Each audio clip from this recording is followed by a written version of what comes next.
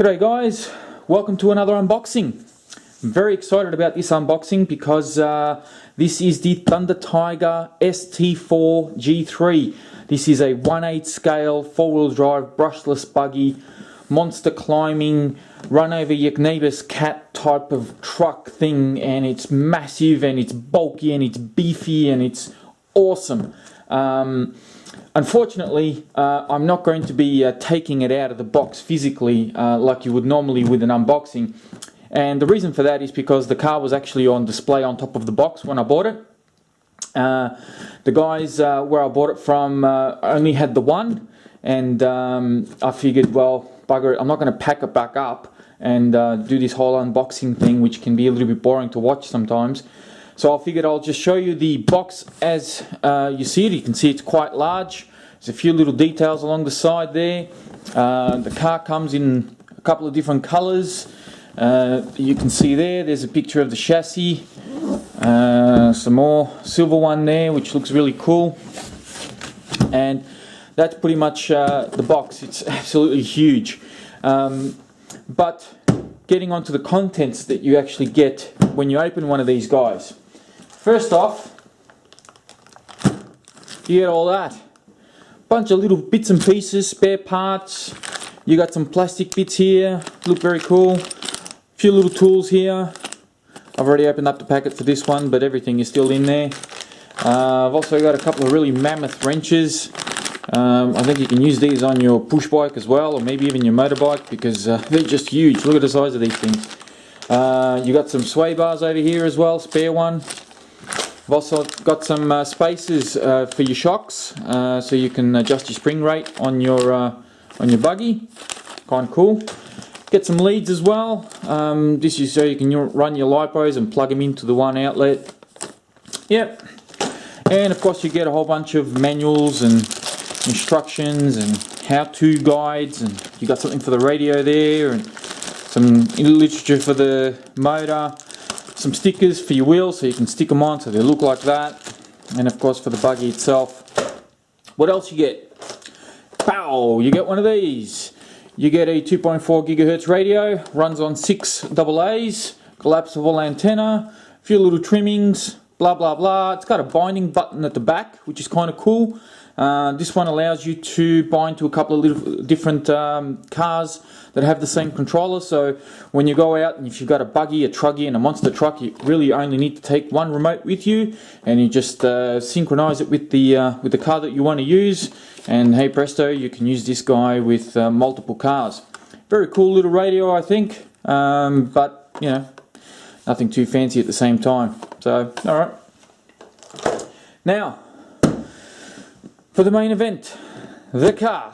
Alright, first you need to get rid of this box. Ta-da! There we go. There's our beautiful 4-wheel drive brushless truggy. It's a very unique looking design for the body. I'll show you a quick profile photo shot of that. There you go, look at that. Very unique looking. They got a little hole there pre-drilled for the antenna, but it's 2.4 gigahertz, so I don't know why they did that. Nice big wing at the back. You can see the sway bar in the rear there, and nice big beefy tyres. This is a monster of a vehicle. This dwarfs my E-Max.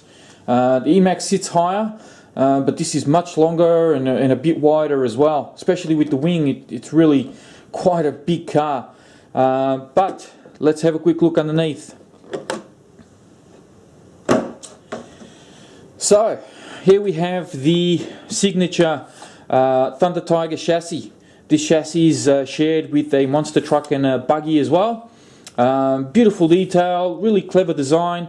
Everything is kind of boxed inside this housing, and I'll give you a profile shot of that as well. So all sits in there nice and neat, and all you need to do to access your battery and service your motors and gears and whatnot, you just flick these guys open like so, and this whole top section comes out like that. Very neat little trick. You can see all the insides there. Tiny little receiver box just on the end there. Got your servo, big 2000 kV Ripper motor. This motor is actually quite big. And then you got a ESC with a little fan on top as well. Beautiful big gauge cables everywhere. and of course reinforced aluminium everything. It's just got aluminium bits coming out of its what's-it. It's just amazing to hold this thing in your hand and to feel the quality and the detail that they've gone into making this truggy is pretty outstanding. You can see the size of the A-arms. Everything is just absolutely huge. Big aluminium chassis, beautifully done as well, with all countersunk Allen key screws everywhere. You know, you've even got big tough metal or aluminium braces in here just to keep all of this together. And the plastics and everything just feels really nicely crafted, very smooth. Everything is just very well detailed. You've got adjustments for pretty much everything. You've got adjustments for camber just along there. There's also adjustments at the front on your shock towers there as well. It's just beautiful.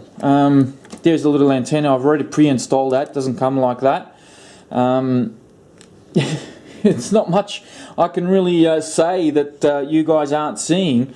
And of course the shocks themselves, you can see that, judging by you know, the size of my thumb there, that's quite a beefy shock. But if I'm going to pick anything on this car, I mean, they've got aluminium everywhere. They didn't do aluminium shocks. The shocks seem to be a plastic body with plastic and bottom caps, and of course they're not threaded. So that's what those little spacers are for, so that you can adjust your spring rate accordingly. That's the only letdown on this car, as far as I could tell. I'm assuming there'd be upgradable shocks out there somewhere for this thing, but you know, that's really the only thing that I think could have been done a little bit better. But everything else is just stunning. The dog bones alone, I think, are extremely thick. I mean, they're probably looking at close to 4mm at this end, and probably around about 2.5 to 3mm at this end. They kind of thin out towards the center, which I haven't seen this sort of thing before. Usually they're the same thickness all right through, but these ones, they sort of thin out towards the center where they meet up with the diffs. So, you know, big metal gears, big, beautiful, bulky, and I can't really fault it too much other than the shocks on this car. It's just a pleasure to hold in my hands and to be able to appreciate and see firsthand just the quality that I've got here.